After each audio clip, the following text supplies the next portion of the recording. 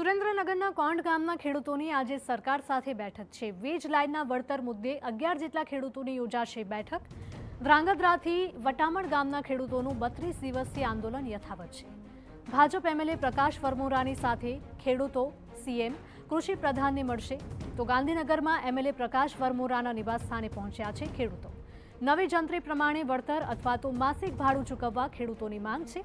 1 મહિના અગાઉની બેઠકમાં ઉકેલ ન આવતા આંદોલન યથાવત છે।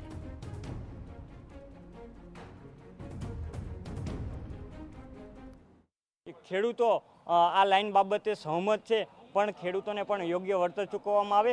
અમને ફક્ત ને ફક્ત જંત્રી પ્રમાણે જ વળતર ચૂકવવામાં આવે છે। જ્યાં સુધી અમને યોગ્ય વળતર ચૂકવવામાં નહીં આવે ત્યાં સુધી અમારું આંદોલન ચાલુ રહેશે। ગુજરાત સરકાર એસઓપી જાહેર કરે કે બજાર કિંમતના 4 ગણા અને સરકાર ગુજરાત સરકારને એ પણ યોગ્ય ન લાગતું હોય તો 2003ના ઇલેક્ટ્રિક કાયદા પ્રમાણે જે મોબાઈલ ટાવર નાખવામાં આવે છે એને માસિક ભાડું ચૂકવવામાં આવે છે, તો ખેડૂતોને કેમ માસિક ભાડું ન ચૂકવવામાં આવે?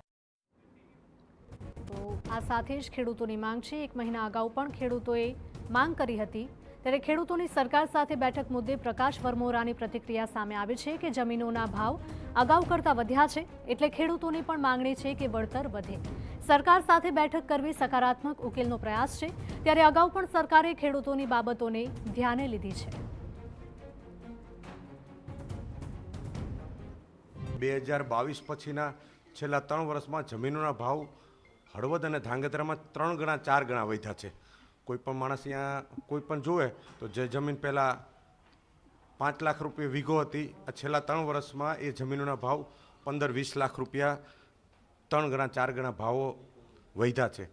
હવે વીજ લાઈન નીકળવાના હિસાબે જમીનના ભાવો વધ્યા છે, તો જે જૂની જંત્રી હોય એ બીજ ગણીને કરતાં વળતરો ઓછા ઓલા થતા હોય, તો વળતરના પ્રશ્ન બાબતોએ ખેડૂતો રહ્યા એ મને મધ્યસ્થી કરવાનું કીધું, તો હું મધ્યસ્થી કરી અને જ્યાં ગેપ હોય એ પૂરો કરવાનો પ્રયત્ન કરવાનો હોય।